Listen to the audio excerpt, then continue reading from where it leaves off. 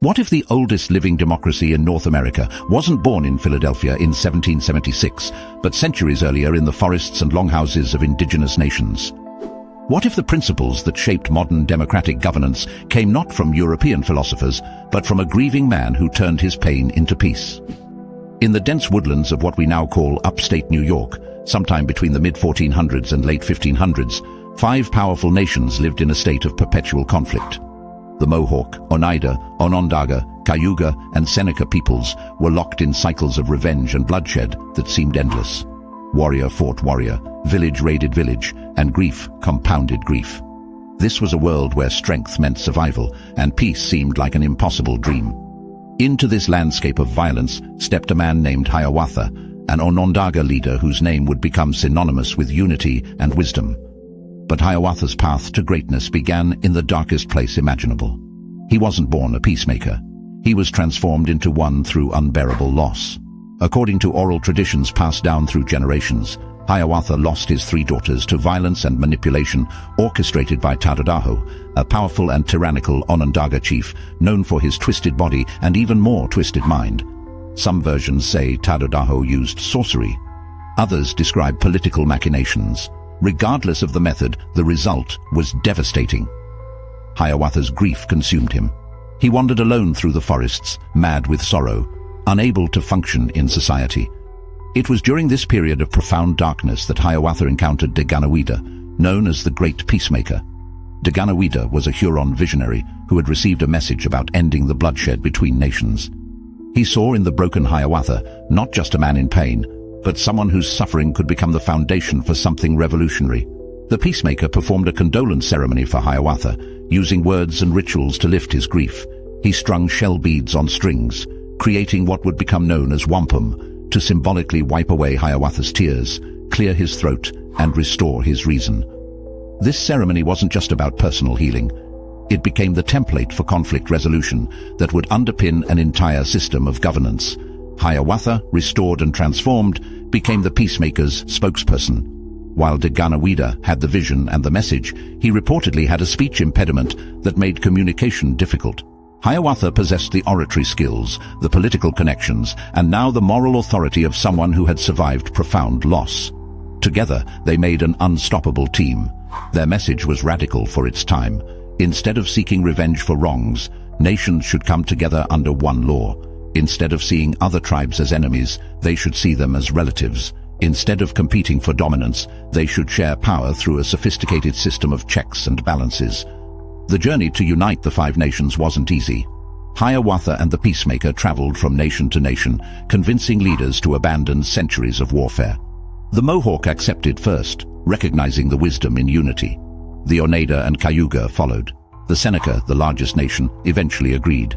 But the greatest challenge remained Hiawatha's own people, the Onondaga, controlled by the fearsome Tadodaho. Here's where the story reaches its most powerful moment. Hiawatha had to face the man responsible for his daughter's deaths. He had to offer peace to his greatest enemy. The peacemaker's message demanded nothing less. Revenge would only perpetuate the cycle. True strength meant choosing a different path. According to tradition, they approached Tadodaho and offered him a central position in the new Confederacy. Rather than destroying their opponent, they transformed him. They performed healing ceremonies, straightened his twisted body and mind, and made him the firekeeper of the Confederacy. The Onondaga capital became the meeting place for the Grand Council. This wasn't just political genius, it was revolutionary conflict resolution. Around the year 1450, though some scholars place it as late as 1570, the Iroquois Confederacy was born. Its constitution, known as the Great Law of Peace, or Guyana-Shagawa, established principles that would seem remarkably modern. The Confederacy created a federal system where individual nations retained sovereignty while participating in collective decision-making. 50 chiefs, called sachems, formed a Grand Council with representatives from each nation. The system included separation of powers, with distinct roles for war chiefs and peace chiefs. It featured impeachment procedures for leaders who failed their duties. It granted women significant political power, as clan mothers selected and could remove chiefs. It required consensus for major decisions, ensuring no single nation could dominate others. It even included provisions for admitting new nations and procedures for amending the constitution itself. The Great Law used the metaphor of a great white pine tree under whose branches all nations could find shelter. At its top perched an eagle watching for threats. Its roots spread in 4 directions, inviting all people to follow them to peace. Weapons were symbolically buried beneath this tree, creating the phrase we still use today, burying the hatchet. A particularly moving passage from the Great Law states, "I am Deganawidah, and with the 5 nations' confederate lords, I plant the tree of great peace. Roots have spread out from the tree of the great peace, one to the north, one to the east, one to the south, and one to the west. The name of these roots is the Great White Roots, and their nature is peace and strength." The Iroquois Confederacy functioned effectively for centuries. It expanded to include the Tuscarora Nation in 1722, becoming the 6 Nations. It maintained peace among member nations while projecting considerable power in regional politics. European colonists took notice. Benjamin Franklin in particular studied the Confederacy extensively. At the Albany Congress in 1754, he proposed a colonial union explicitly inspired by Iroquois governance. Many scholars argue that the Iroquois Confederacy directly influenced the United States Constitution, though this remains debated. What's undeniable is that Hiawatha helped create a functioning democracy centuries before the European Enlightenment. In an era when most of the world lived under monarchies and empires, indigenous people in North America developed sophisticated systems of representative government, rule of law, and peaceful conflict resolution. Hiawatha's legacy extends beyond political structures. His story teaches that personal transformation can drive social change, that enemies can become allies, that grief, when processed through ceremony and community, can become wisdom, that true leadership means serving something larger than yourself. Today, the Iroquois Confederacy continues to exist. The Haudenosaunee, as they call themselves, still hold Grand Council meetings. They maintain their traditional governance alongside modern political structures. They issue their own passports, recognized by several countries. They've been instrumental in international indigenous rights movements.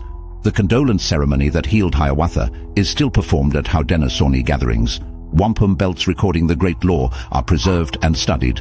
The principles Hiawatha championed, unity, peace, collective decision-making, and restorative justice, resonate deeply in our fractured modern world. Hiawatha transformed personal tragedy into a gift for generations. He proved that peace isn't weakness, but requires greater courage than war.